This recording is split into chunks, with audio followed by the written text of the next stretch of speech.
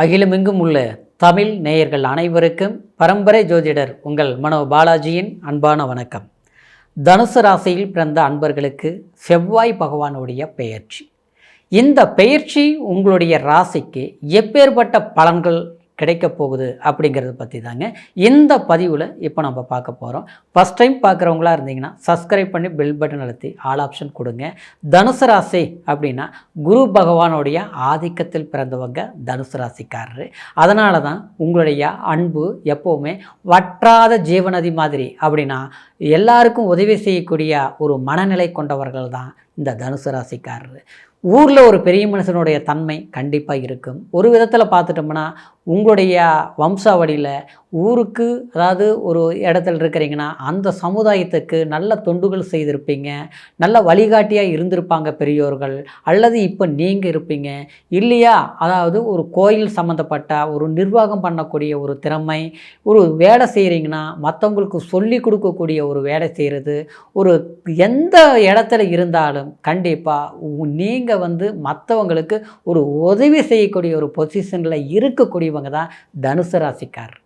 ஆனால் சமீபமாக ஒரு அதிகபட்சமாக பார்த்துட்டோம்னா ஒரு 7 மாத காலகட்டத்திலிருந்து சில மனக்குழப்பங்கள் உங்களுக்கு ஏற்பட்டுருக்கும். முயற்சி ஸ்தானத்தில் ராகு இருக்கிறதுனாலையும் உங்களுக்கு சில விஷயங்களை ஏதாவது ஒன்று பண்ணலாம் அப்படின்னா அது கால தாமதங்கள் ஏற்படுத்திட்டு இருக்கும். இந்த ஒரு வருஷ காலமாகவே இந்த மாதிரி சில பிரச்சனைகள் உண்டாகிட்டு இருக்கும். சரிங்களா.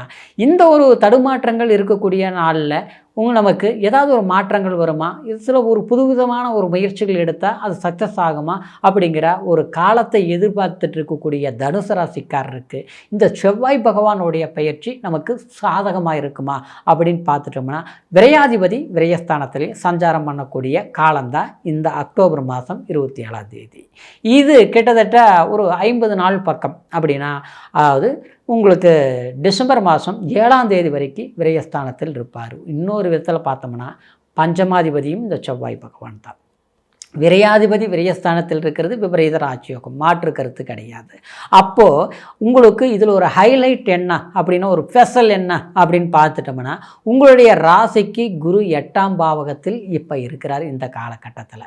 அப்போது 8ஆம் இடத்தில் இருக்கக்கூடிய குரு 5ஆம் பார்வையாக உங்களுக்கு விரயஸ்தானத்தை இந்த செவ்வாய் பகவானை பார்க்குறாரு. இது கண்டிப்பாக நல்ல மாற்றம் தான். அப்போ இந்த காலகட்டத்தில் நம்ம என்ன செய்யணும், புதிய அதாவது எதிர்பாராத சுப விரய செலவுகளை செய்யலாம். விரய செலவுங்கிறது என்னங்க, திருமணம் பண்ணுறது, அடுத்தது பார்த்தோம்னா வீட்டில் சுப செலவுகள் பண்ணுறது, வீடு கட்டுறதுங்க, அதே மாதிரி இடம் அதாவது விற்பனை பண்ணுறது, இல்லை புதுசாக வாங்கிறது. இது வரைக்கும் செய்ய முடியல அப்படின்னா இந்த காலகட்டத்தில் செய்யலாங்க. எல்லாத்த விட ஆன்மீக பயணங்கள் மேற்கொள்கிறது உங்களுடைய வாழ்க்கையில் ஒரு பெரும் மாற்றத்தை கொடுக்கும்.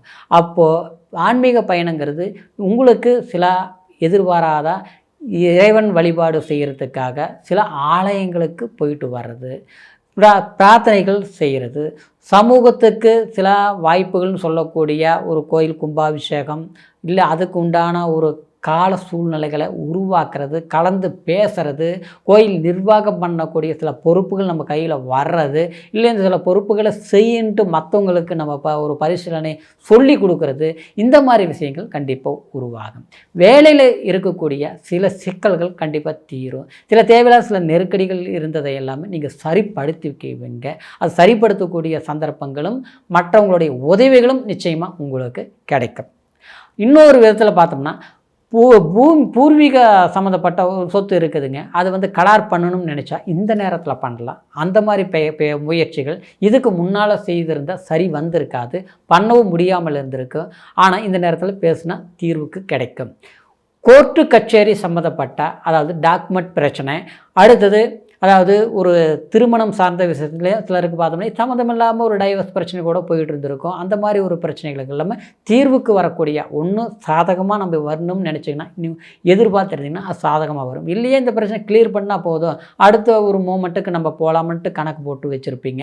ஆனால் அந்த மாதிரி பிரச்சனைகள் வரமாட்டேங்குது, சரிப்படுத்துறதுக்கு ஒரு வாய்ப்புகள் ஏற்பட மாட்டேங்குது, இழுப்பறியாக இருக்குதுன்னு நினச்சி வருத்தப்பட்ட கூடிய பிரச்சனைகளுக்கு இந்த காலகட்டத்தில் அது சரி வரும். அப்போ என்ன செய்யணும்னா அதுக்கு உண்டான முயற்சிகள் நீங்கள் எடுக்கணும். சரிங்களா. இன்னொன்று பூர்வ புண்ணியாதிபதி ஸ்தானாதிபதி பார்த்தோம்னா சிலருக்குலாம் திருமணமாகி குழந்தை பாக்கியம் லேட்டாக இருக்குது, இல்லையா குழந்தைகளுடைய கல்வி நலம் பாதிக்கப்பட்டிருக்குது, இல்லையா அவங்களுக்கு கல்யாணம் பண்ணக்கூடிய வயசு வந்து கல்யாணம் பண்ண முடியல, ஏதோ ஒரு பிரச்சனையாக இருக்குது, இல்லை அவங்களுடைய போக்கு செயல்பாடெல்லாம் வித்தியாசமாக இருக்குது, சிறு வயதில் இருந்தக்கூடிய ஒரு ஆர்வங்கள் எண்ணங்கள் அவங்களுக்கு நம்ம சொல் பேச்சு கேட்டு இன்றைக்கி அது மாதிரி இல்லை, இல்லை நல்லவங்க தாங்க அவங்க பார்த்தா இன்றைக்கி அவங்க சூழ்நிலை அப்படி இருக்குது, அதை தான் மாற்றம் பண்ண முடியுமா, அவங்களுக்கு தகுந்த வாய்ப்புகளை என்னால் ஏற்படுத்த முடியுமா அப்படின்னு பெற்றவங்க நினச்சிருந்தீங்கன்னா கண்டிப்பாக அவங்களுக்கு உண்டான சில நல்ல விஷயங்கள் நீங்கள் ஏற்படுத்தி கொடுக்கக்கூடிய ஒரு காலகட்டமாக இந்த செவ்வாய் பயிற்சி இருக்க போகுதுங்க. அது டிசம்பர் 7ஆம் தேதி வரைக்கும் அந்த மாதிரி வாய்ப்புகள் இருக்க போகுதுங்க. சரிங்களா? இன்னொன்று பார்த்தோம்னா இந்த செவ்வாய் வந்து 4ஆம் பார்வையாக, அதாவது உங்களுடைய ராசிக்கு 3ஆம் இடத்தை பார்க்கறதுனால கண்டிப்பாக இந்த குரு பார்வை பலம் பார்த்து அந்த செவ்வாய் குரு உங்களுடைய ராசிக்கு 2ஆம் இடத்தை பார்க்கறதுனால உங்களுடைய எண்ணங்கள், உங்களுடைய முயற்சிகள், உங்களுடைய சிந்தனைன்னு சொல்லக்கூடிய சில செயல்பாடுகள் உங்களுக்கு சக்ஸஸாக முடியும். எதிர்பாராத திடீர் அதிர்ஷ்டம் சார்ந்த விஷயங்கள், அதாவது விபரீத ராஜ யோகங்கள் ஏற்படுத்தும். வெளிநாடு போகிறது, வெளியூர் போகிறது, அந்த உடைய நினைவுகளை நீங்கள் வந்து மனசில் இருந்த ஆழமான கருத்துக்களை உங்களுக்கு அது வெற்றிகரமாக சக்ஸஸ்ஃபுல்லாக செயல்படுத்த முடியும். சரிங்களா? வாய்ப்புகள் உண்டாக்கும். சில இடத்துல பார்த்தோம்னா நம்ம ஒன்று கணக்கு போட்டு போயிருப்போம், ஆனால் அந்த இடத்துல பார்த்தோம் சம்மந்தமில்லாத பிரச்சனைகள் வந்துட்டு இருக்கும், எதிர்பாராத குழப்பங்கள் ஏற்படுத்துவாங்க. ஓகேனா இடம் தான், ஆனால் அந்த இடத்துல பார்த்தா மற்ற டிஸ்டர்பன்ஸ் இருக்குது பார்த்தீங்களா, அது கிளியராக அக்யூரேட்டாக நீங்கள் தீர்த்துக்குவீங்க, அந்த வாய்ப்புகள் உருவாக்கிக்குவீங்க. அந்த மாதிரி காலகட்டம் உங்களுக்கு அமையக்கூடிய ஒரு வாய்ப்புகள் உண்டாகும்.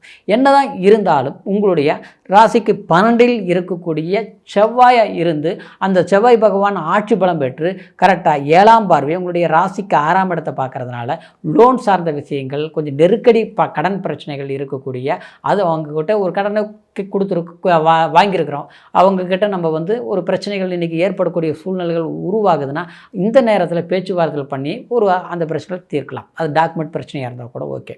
சரிங்களா? அப்புறம் ஒரு அரசு லோன் எதிர்பார்த்துட்டு இருக்கிறீங்கன்னா அதுக்கு இந்த நேரத்தில் போய் அது பேசுகிறது, ஒரு லோன் அப்ளை பண்ணுறது, ஒரு பெரிய ஒரு முதலீடாக இருந்தாலும் நீங்கள் 10 ரூபா போடணும்னு பெரிய ஒரு ப்ராஜெக்ட் நம்ம கைக்கு வரும் அப்படின்னு எதிர்பார்த்துருப்பீங்க. அதெல்லாம் வர வேண்டிய வாய்ப்பு இருக்கிறதுனால முயற்சி பண்ணுங்கள், சக்ஸஸ்ஃபுல்லாக இருக்குங்க. இப்போ தனுசு ராசிக்காரருக்கு பொறுத்த வரைக்கும் இந்த காலகட்டத்தில் உங்களுடைய குரு பலவீனமாக இருக்கிறதுனால தட்சிணாமூர்த்தி வழிபாடு செய்கிறது சிறப்பு. ஏன்னா உங்கள் ராசிநாதன், அந்த ராசிநாதன் 8ஆம் இடத்துல இருந்து, அதாவது 5ஆம் பார்வையாக உங்களுடைய விரயஸ்தானத்தை பார்க்குறதுனால சுப செலவுகள் பண்ணுங்கள், அது வெற்றிகரமாக இருக்கும். சுப விரயங்கள் பண்ணுங்கள், அது லாபத்தை கொடுக்கும். எதிர்கால தேவைகளுக்கு உண்டான முதலீடுகள் பண்ணுங்கள், அது தொழில் ஸ்தானமாக இருந்தாலும் அது சக்ஸஸ்ஃபுல்லாக இருக்கும். திருமணம் சம்மந்தப்பட்ட சில விஷயங்கள் வீட்டில் செய்கிறதா இருந்தாலும் கண்டிப்பாக அதுக்குண்டான சுப செலவுகள் நீங்கள் பண்ணக்கூடிய காலகட்டங்களை ஏற்படுத்தும். சரிங்களா? அதாவது இது வந்து உங்களுடைய கோச்சார அடிப்படையில் இந்த சொன்ன பலன்கள் அப்படிங்கிறதுனால உங்களுடைய பிறப்பு ஜனன ஜாதகத்தையும் ஒரு முறை பார்த்துக்குங்க. ஏன்னா சந்திரனுங்கிறது விதியின், அதாவது மன்னிக்கணும், சந்திரனுங்கிறது அதாவது நம்மளுடைய ஆசைகள், நம்மளுடைய எண்ணங்களை சார்ந்தது தான் சந்திரன், அதாவது நம்மளுடைய கோச்சார பலன். ஆனால் லக்னம்ங்கிறது தான் நம்மளுடைய விதியின் ஒரு நிலையை முழுமையாக ஜாதக பலன்கள் மூலம் நம்ம அறிந்து கொள்ள முடியும். அதனால் ஜாதகத்தை ஒரு முறை பாருங்கள், தசாபுத்தி என்ன நடக்குது, லக்னம் எந்த பலம் பெற்று இருக்குது, அந்த லக்னாதிபதி உடைய சார பலன்கள் ஏதாவது சாதகமான வாய்ப்புகள் தசாபுத்திகள் நடக்குதாங்கிறது பரிசீலனை பண்ணிக்கோங்க. உங்களுடைய ஜாதகத்தை நம்மக்கிட்ட பார்க்கணும்னு நீங்கள் நினச்சிங்கன்னா கீழே இருக்கிற நம்பருக்கு ஃபோன் பண்ணி உங்களுடைய date of birth, time, place மூணையும் தெரியப்படுத்தி உங்களுடைய ஜாதக பலன்களை அருமையாக கேட்டு தெரிஞ்சுக்கிட்டு இனி வரக்கூடிய காலமும் உங்களுக்கு சாதகமாக இருக்கும் அப்படிங்கிற ஒரு வாழ்த்துக்களோட அடுத்த பதிவில் சந்திக்கிற வரைக்கும் நன்றி, வணக்கம்.